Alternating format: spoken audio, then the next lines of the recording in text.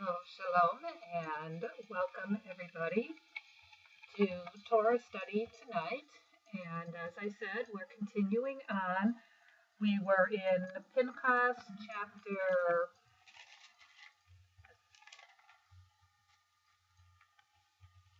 we started with chapter 22 in Numbers, verse 2, verse 2. And tonight, where I wanted to start was in the same Parsha reading.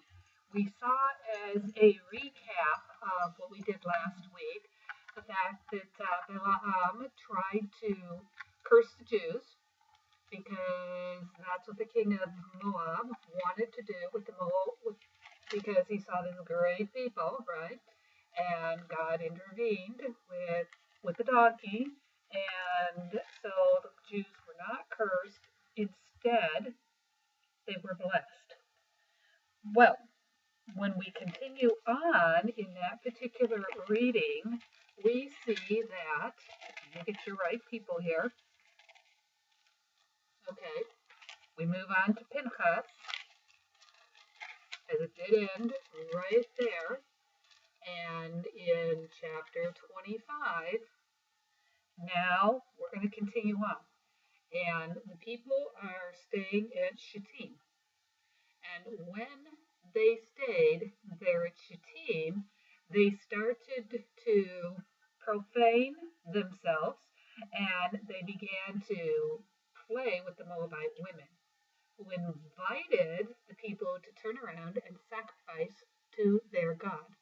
So in a sense, our king, whose name was Balak, he wanted to curse the Israelites. He couldn't get it handled.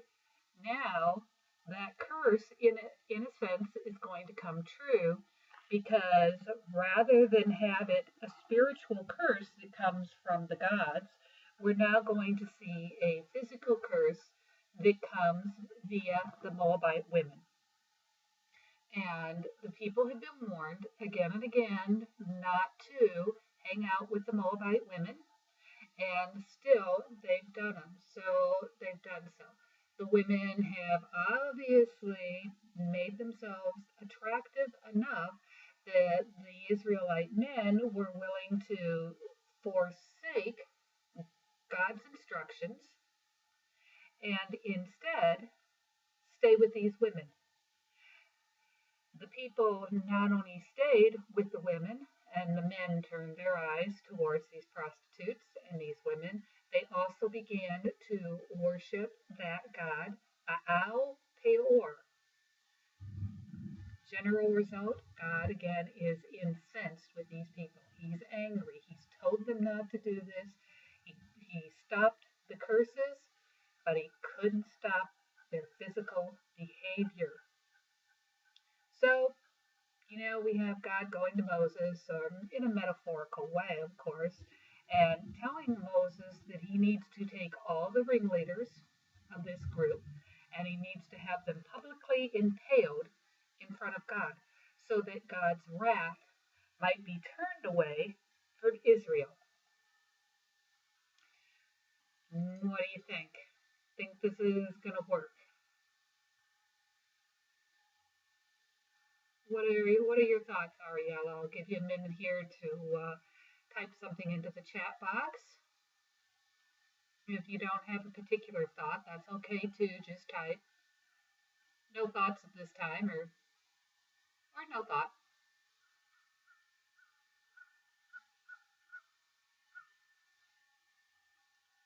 And we'll see where we are.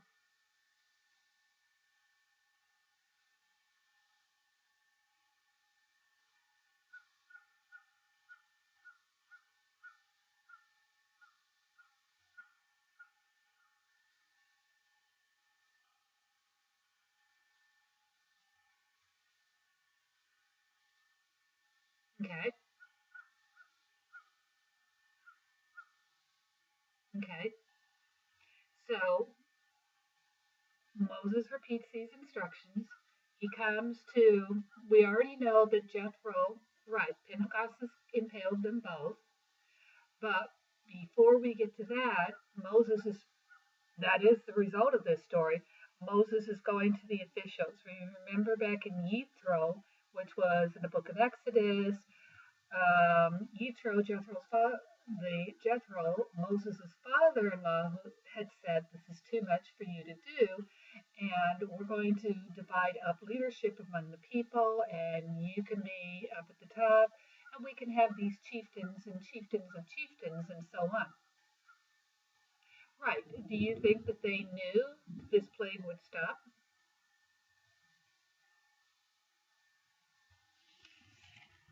But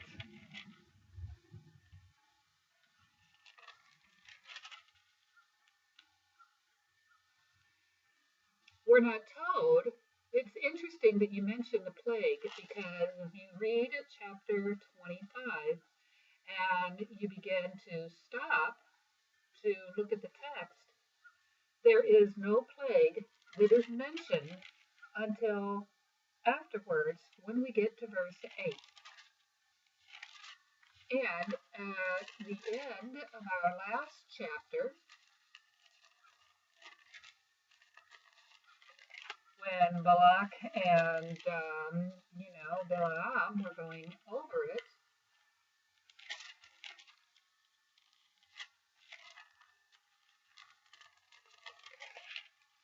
okay, there's no mention of a plague. It just, the last chapter ends with Balaam setting out on his journey back home, Balak going on his way. Then we move into Israel staying at Shittim, the people profaning themselves, fighting the people. Israel attaches itself to Baal Peor, where God is incensed. God tells Moses, yeah, but you raise an interesting point there when you mention that, because we're talking about the ringleaders and having them publicly impaled. And so Moses is saying to the leaders, okay, each of you slay those of your men who attach themselves to this. So Moses is passing the instructions down through the chain of command. And just then, one of the Israelites came, and we know that this was Pinchas. No, not this one. This was one of the Israelites who came, brought a Moabite, a Midianite woman into his companions, in the sight of Moses and the whole community, who were weeping at the entrance of the tent. And when Pinchas saw them, then he left the assembly, took a spear in his hand, followed the Israelite and the woman into the chamber, and speared through both of them. Then we get mention of a plague. So where did the plague come from? Why isn't it mentioned earlier?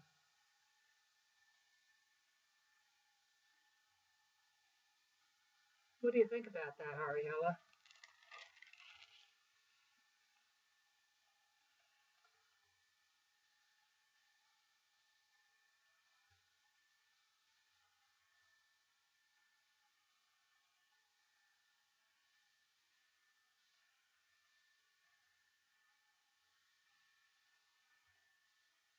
Any comment?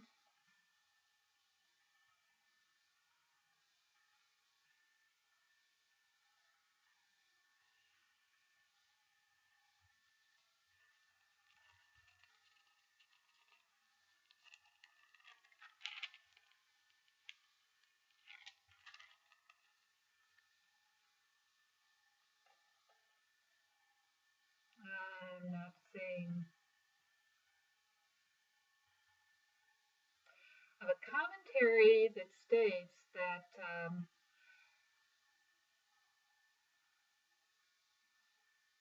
talks about the moral and the historical problem of this, because it says in the Torah that the crown of God's favor was bestowed on Pinchas. Okay, the plague is not mentioned until Numbers 25, verse 8. So if you look at Numbers 25, verse 8, it says, "Then the plague against the Israelites was checked."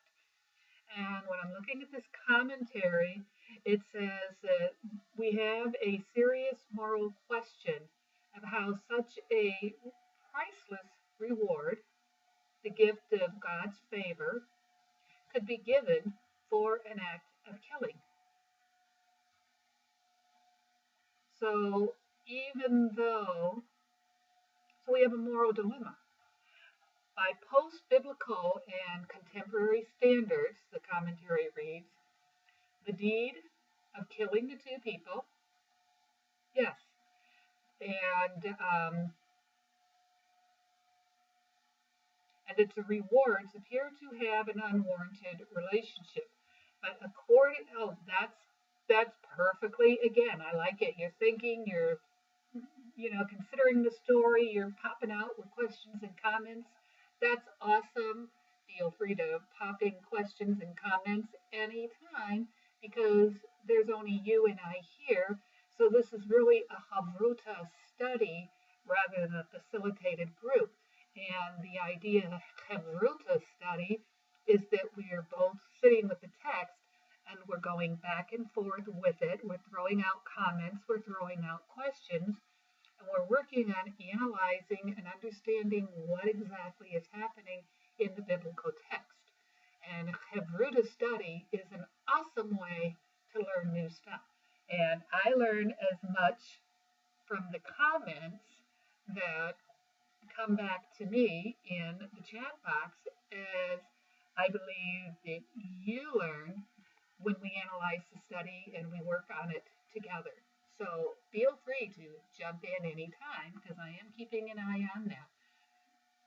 Now, in the biblical context, Pinchas is rewarded not so much for killing a couple, but he's rewarded for saving his people from God's destructive wrath. And according to, because we have to look at the Moabite fertility cult. Oh, you're welcome. I'm really glad to see you here too, Ariella. Thank you.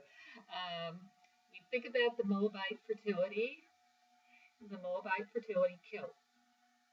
cult, there.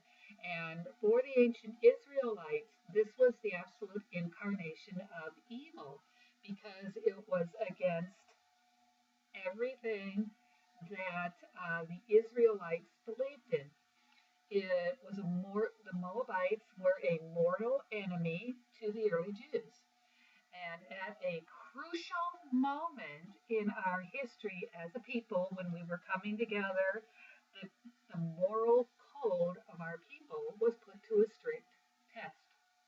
Because the curses didn't work and we got the blessing instead, the Moabites came at us from a physical standpoint with their women, and it seems our ancestors, these early Israelites, failed the test.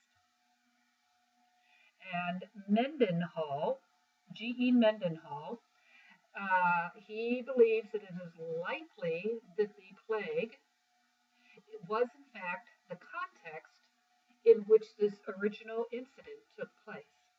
An epidemic of serious proportions that ravaged large populations of the Near East at that time. Mendenhall suggests and puts forth the idea that it might have been the bubonic plague. And the Israelites were suddenly infested with the disease through contact with the Moabites or the Midianite women. Now, Zimri boldly followed a pagan precedent for dealing with such a mysterious affliction. And by his public act, he encouraged his fellow Israelites to engage in prostitution rites. Because we talk about temple prostitution in the ancient world, and it was a way of worshiping their God, and the Moabites and the Midianites they both practiced this.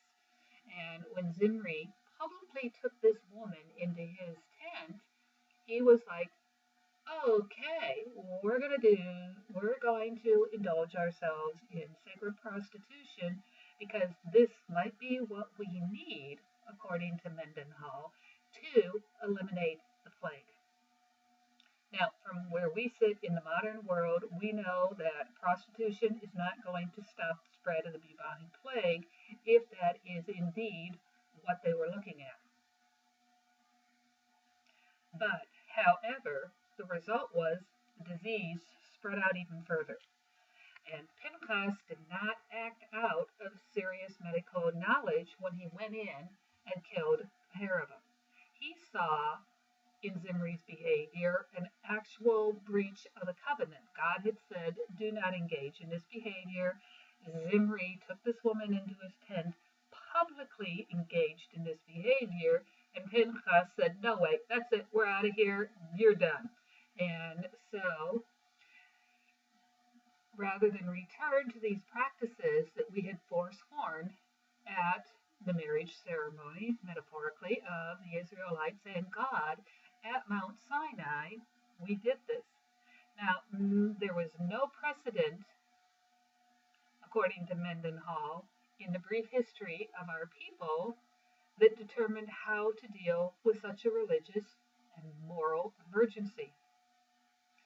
This could be, Mendenhall theorizes, that this could be the first incident in which God's power over life and death passed to the people. So Pinchas's execution here, his impulsive deed, was not really a kind of a battlefield execution that you would see in a time of war. It was a representation of his apprehension that the demands of God needed human realization and required a memorable and dramatic example against permissiveness in the religious realm.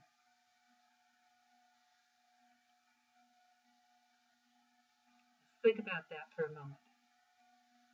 God needed human realization, and God needed humanity to act. And really, when you think about it, this is not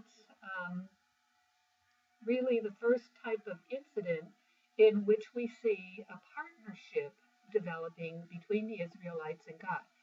When Adam and Chava, Eve, left the Garden of Eden, we see that food will not be readily available, that God's going to provide water, sunshine, the earth, and seeds, but humanity is going to have to sow the seeds.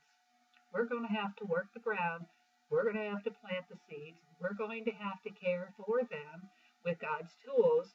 We're going to have to harvest the grains, and we're going to have to grind them into wheat, into flour, that we can then in turn bake into bread. When God creates the fruit of the vine, and we see these in the blessings, we are also seeing a partnership with God and humanity, because again, God provides the raw materials for us to work with. We have to take those raw materials, grow those grapes, and turn them into juice, and then turn into wine. So these are both instances in which we see God working in tandem with humanity to improve our world. We also see that when the people are at the edge of the Sea of Reeds and they are caught between the sea and the Egyptian army, and God is, the pillar of fire, the pillar of smoke, smoke by day, fire by night, and the people are just like petrified out of their wits, which they would be petrified out of their wits in this situation too. Right. And when Moses went to God, God said, well, why are you asking me? What do you want me to do for you? And it's like, that probably took Moses aback a minute, like, what? And God, in the essence, the lesson was there is a time to pray, and there is a time to get assistance, and then there is a time to act on behalf of the people. This is not one of those times where it's pray and ask assistance. This is realization. This is a time to act. And Pinchas jumps in and does the acting. It's not Moses, it's not the other leaders, it's Pinchas. And because he did that acting, he receives the reward for going ahead and saving his people's belief. Well, no, God didn't tell Moses specifically to impale. He just said, um, what word do we use? Slay the men who attached themselves to Baal Peor. So it could have been with a sword, it could have been with a knife, they could have stoned him to death. There's a variety of ways in the ancient world that they could have killed him, including impaling them with a spear like Pinchas did, and he passed that on to the messages. But Pinchas was son of Eleazar, the son of Aharon the priest. So Eleazar, I believe, he was one of Aaron's remaining sons. And he left the assembly and took a spear in his hand.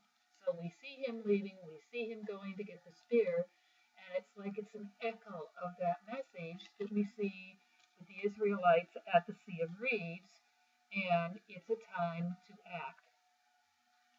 We see that in Ecclesiastics, Kohelet. There's a time for war, a time for peace, a time to pray, a time to act, and so forth. Now, what's really interesting is the woman that was killed with Zimri was a Midianite. Do you remember what tribe Moses' wife Zipporah came from?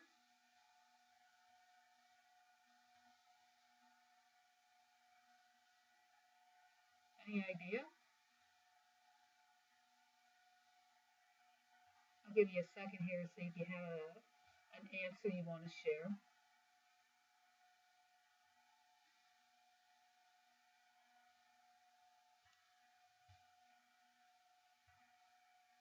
Remember, Moses left Egypt. He went out into the wilderness. Jethro had 7 daughters. He came across them at the well. He rescued the girls from the well, took them back to their father, stayed with them, joined their tribe. Their father, Jethro, was a priest, along with being the first convert to Judaism. What do you think, Ariella? Really? Okay, I'm not using JPS. That's interesting. I am using the Torah. I'm using Plout's commentary of the Torah. And let me see, what is the Hebrew word here? Five. God.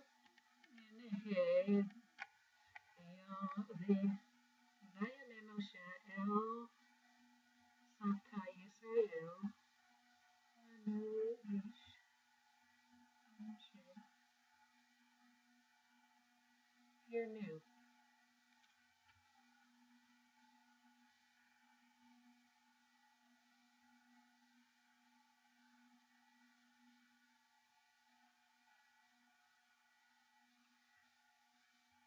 So here is our word, which is Heresh, and then our suffix on the end, new, which means, it's a group, like take them, here, new, slave them. So let me see if I have my dictionary over here in my stack.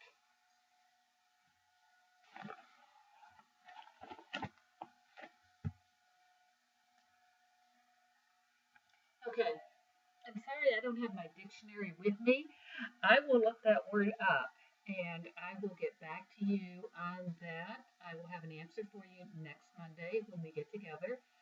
And it's one of those words. We can have how we talk about translation.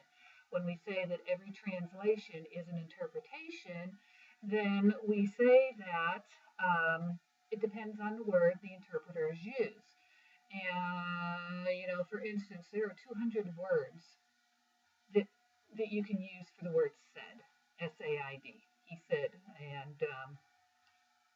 kill could be slay, as I see in my translation, impaled, as in your translation, killed, impaled, slayed. There's a variety of words for this. Oh, no, you are not.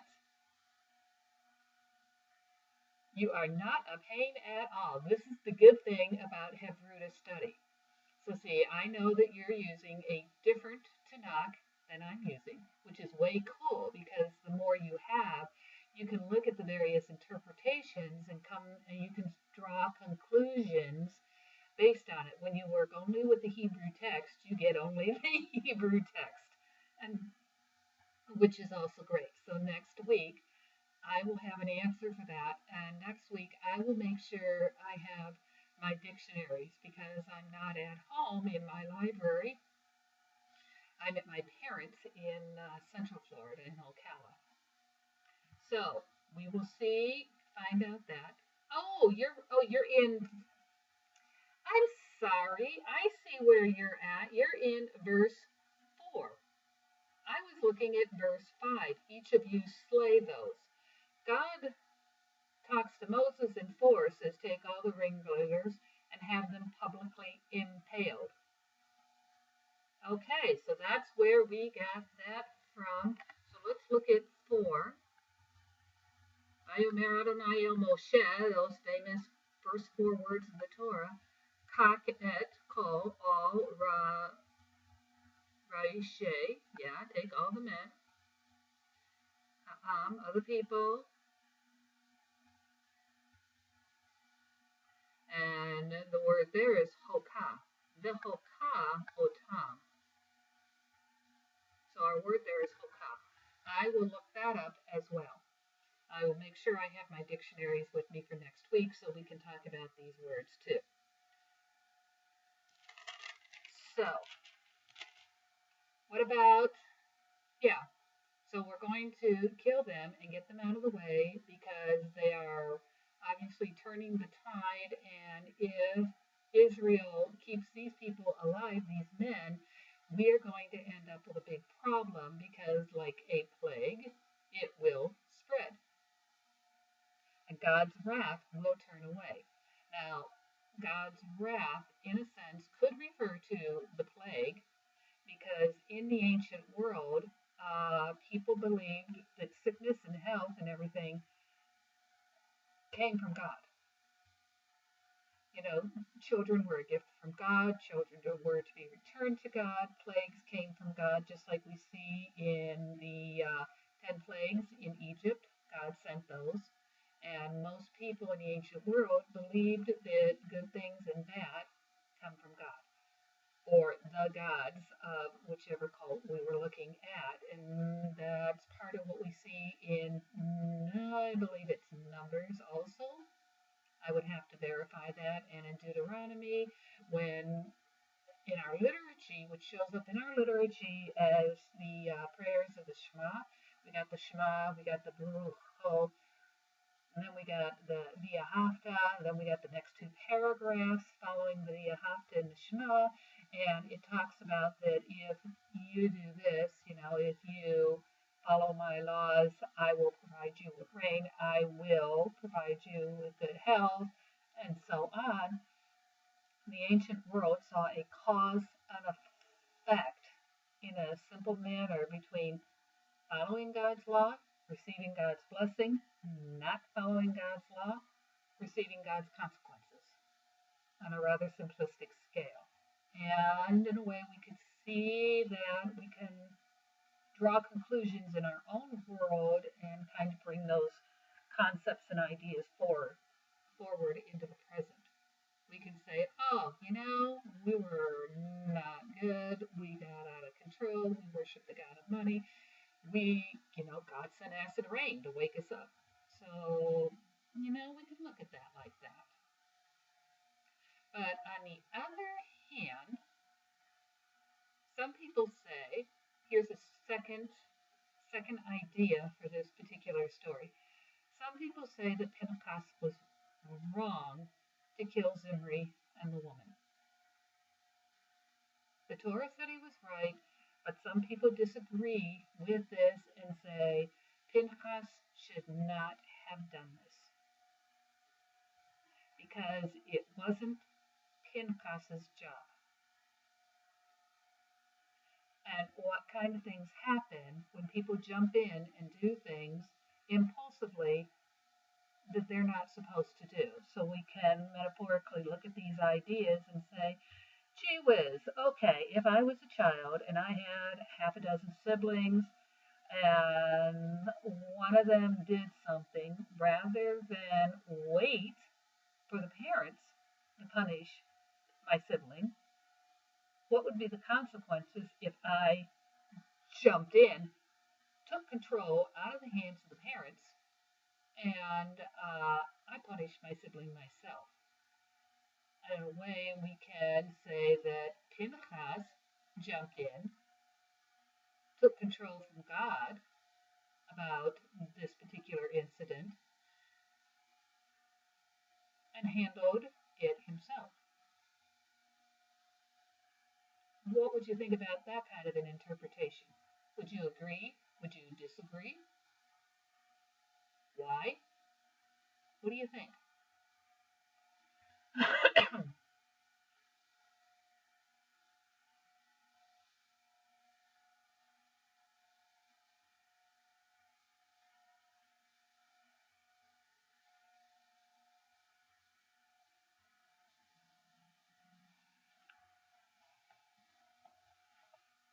Gonna have a drink of water here.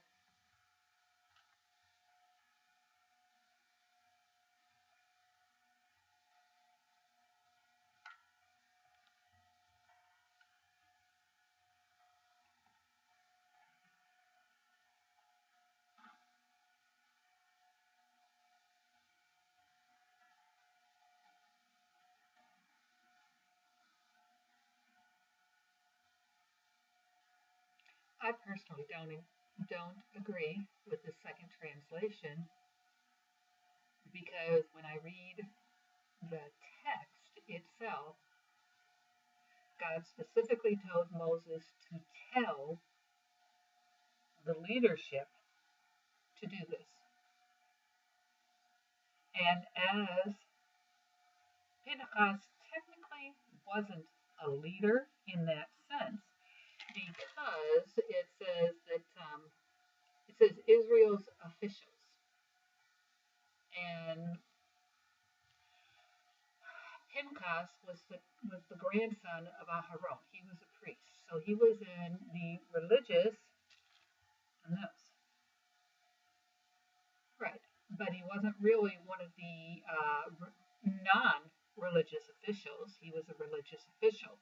So if we look at it from the position of secular versus sacred, would the sacred have been the ones to jump in? And should the job have gone to the secular leaders?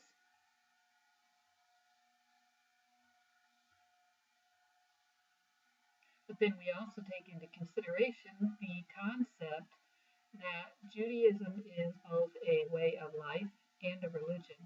There isn't any separation. Here in the United States, we have separation of church and state. So we have secular law over here, then we have religious law over here, and they are not the same thing. In the Middle East, even today, religious law and government are one and the same, which is why the Shiites and the Sunnis are battling it out for control in many Muslim countries, because they're two different religious groups that want to be in power. And Israel, the Orthodox, seem to be in control. So if you want a religious marriage, you can have one in Israel, but if you're Jewish, it will have to be an Orthodox marriage. If you want a secular, and if you're Muslim, it has to be a Muslim religious marriage. If you're Christian, it has to be a Christian religious marriage. If you want a secular wedding or a secular ceremony, you have to go to, what's the next country over? I believe they go to Crete. They don't go to Syria because that's a Muslim country. I believe they go to Crete and they can get a secular marriage there. It's either Crete or Turkey. I have to look at my notes. But religion and government are one and the same. It's just another thought to throw into the text. And it's a nice, juicy text because it also has good stuff in it. Lots of stuff you can talk about. But to finish off with Mendenhall, he ends his essay by saying that the Torah obviously approves of Pinchas because and the Torah obviously believes that this was the correct way to handle this situation because it will halt further religious disintegration. So people are going to go, oh, wow, okay, I'm going to stay within my boundaries. It will repair that breach of the covenant. And it says that they also compare this to the killing of the Egyptian overseer by Moses. Do you remember the killing of the Egyptian overseer by Moses? He went out from the palace and he saw the overseer treating his people badly, and Moses jumped in and killed him. And then that particular incident, there is no judgment recorded in the text. There's no approval recorded or disapproval recorded. But the tradition, there is a thread of tradition that says that's the real reason that Moses was denied entry into the Holy Land.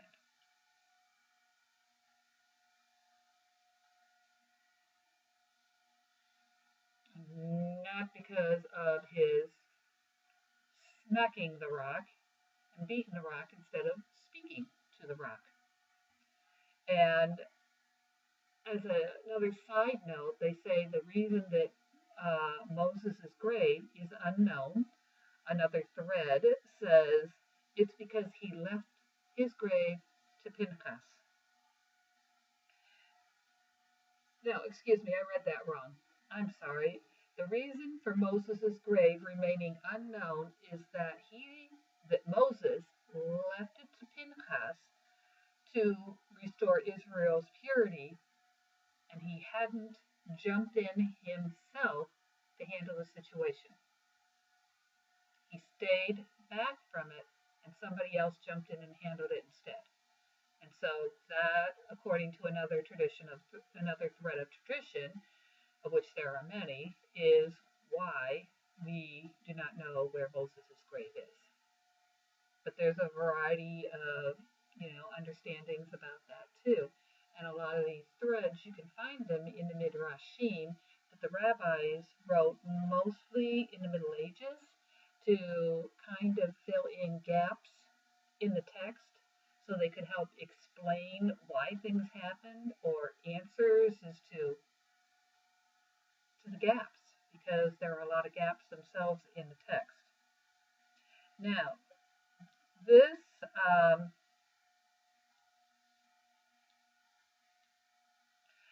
opinion, this commentary note says, conforms more to the realities of the historical background of this particular story, because it was precisely the demonstrative display of ethical supremacy that distinguished Pinchas,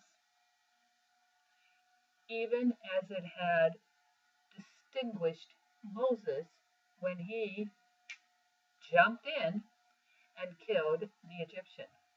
It's the same impulsive quality, so there's a parallel there.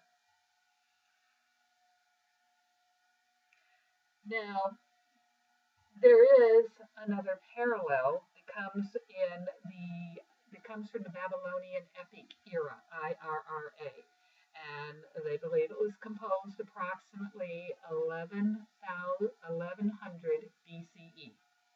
And it talks about Era, IRRA, the pestilence deity, who was angered by mankind and therefore unleashed destruction against Babylonia until the god was appeased. So there's some parallels to that one too. And while this approval limited ancient commentators in their attitude towards Pinchas, they can look at these parallels and say, well, yeah, okay, well, we have this story here, we have this story here, we have this version here.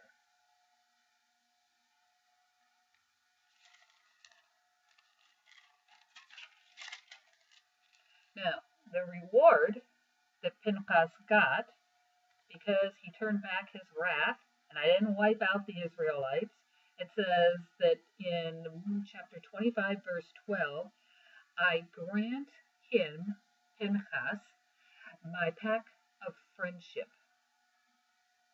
What do you think a pact of friendship entails? Let's see what the Hebrew has to say up here.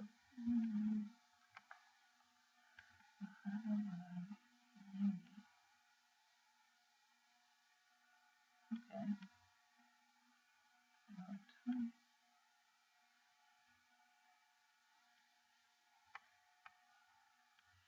Hineni, I'm here, notan, granting, lo to him et, veriti, my covenant, shalom. So it's a covenant of peace that my text is translated as a pact of friendship that could mean my promise. And this is one of the many such covenants of grants that are found throughout the biblical text. God bestows them on humanity out of chesed, which is loving kindness, or, as we see here, because of a meritorious deed. By contrast, a conditional grant requires reciprocity and can be abrogated for failure to comply. And we see parallels of these types of grants in Near Eastern literature as well. Now, when we look at the text, pact of priesthood, we look at the text. Okay, let me get the right key here. I will see. I think it's Control Shift. Nope, that wasn't it. Let's try Alt Shift. There we go. I found the right one.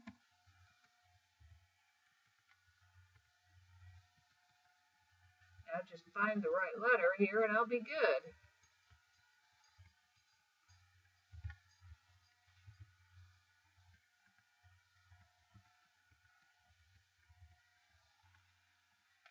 Hold on, I'm ticking with my keyboard looking for the correct letter that I want. There it is.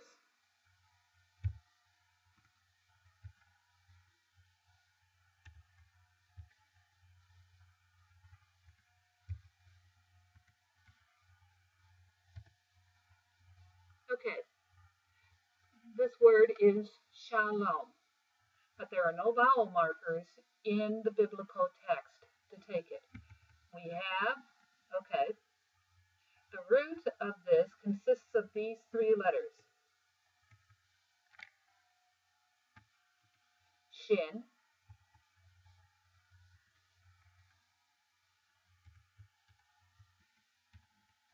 lamed, and so we have shin, lamed. Yep, that's the wrong one. There it is. And this particular word has the concept of peace. We see it in many Hebrew words. We see it in Jerusalem, Yerushalayim. We see it in Shalom. We see it show up in Arabic in Sala'am, which has the same root letters because it's also the same kind of a language.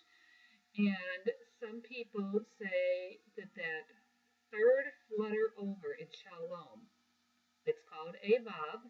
It's the one you do not see in the root in the second post. Should not be punctuated as a long O sound. Shalom. It should be a long U. Shalom. Shalom. Because shalom means, where is it? Reward, which would make our translation then read, I will grant to Pinchas the covenant of priesthood as a reward.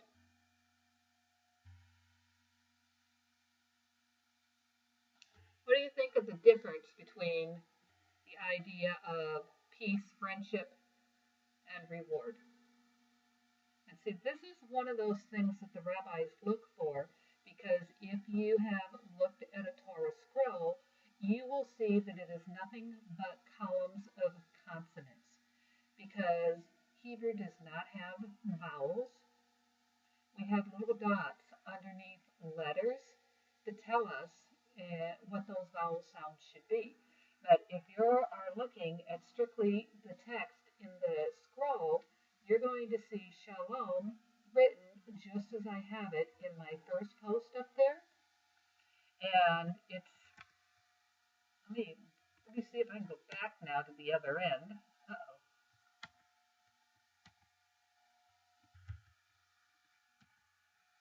Okay. Maybe I won't go back to that end.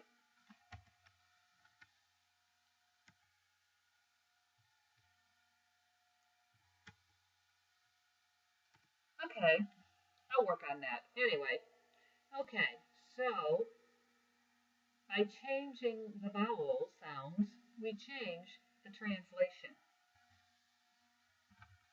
I thought it was pause and control that took me back over there. Apparently that's not the case. Maybe it's alt control? Well, at least I'm back in English. Okay, so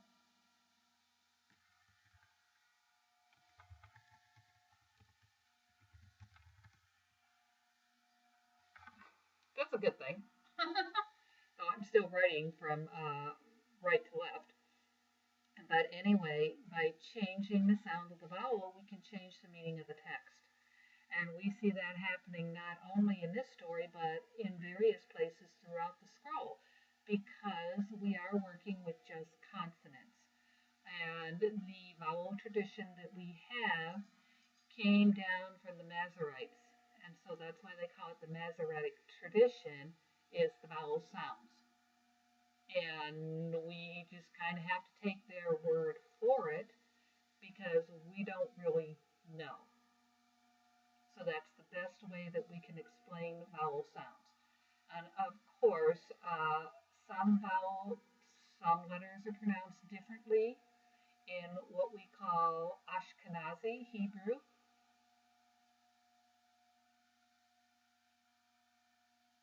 So in Ashkenazi, we wouldn't say shalom, we would say shalem. Shalom aleinu. Shalom aleinu. And in Israeli Sephardic pronunciation, we would say shalom, as in shalom aleinu. And most Hebrew classes today teach the Sephardic pronunciation because that's what we use in Israel.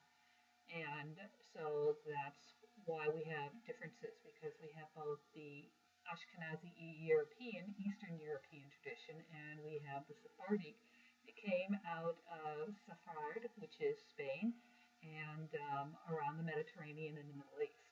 And that's the pronunciation you will hear in synagogues today, unless you're dealing with old timers who came from Eastern Europe, and in which case you're going to get Ashkenazi pronunciation, and then you'll be listening to something and you'll say, did I pronounce that right? When they obviously have a different sound to it, and it's okay because, yes, they're using an older tradition.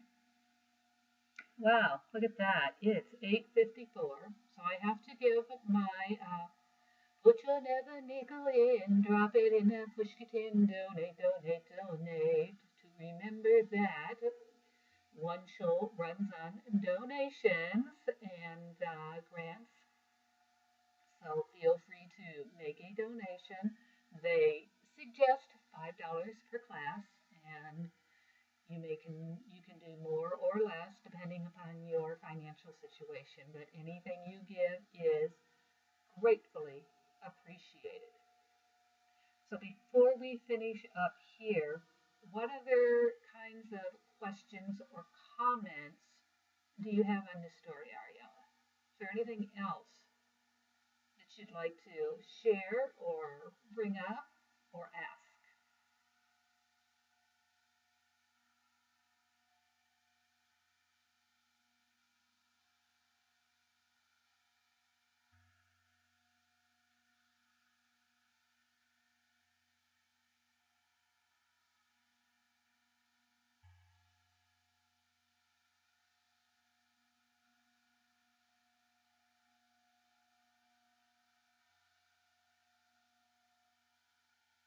Okay, well, thank you. Toda Rabah. And Lila Tov, Toda Rabah is great thanks. Lila Tov is good evening. Yes, good night. We hope to not have any more power outages this evening. We've had enough. And the rain and the thunderstorms continue here in central Florida. And I'm sure it's raining even worse at my place over there on the coast. So I hope you have a good evening as well. And next week we will be back on our Monday night time frame. So it'll be Monday night, 8 o'clock. Okay. You're welcome. It's one of the things you learn when you get an MA in Jewish studies. You learn all these cool side little notes and things. And they're great fun. And I love having an opportunity to facilitate Torah studies, and Hebrew studies, and share and learn with everyone. Oh, okay. Yeah. Well, then you know this weather. I'm sure you've gotten it too. I saw St. Pete on the movie on the news earlier. So it's just kind of like it's moving right across the state. So, yep. I will see you next week. Have a good evening.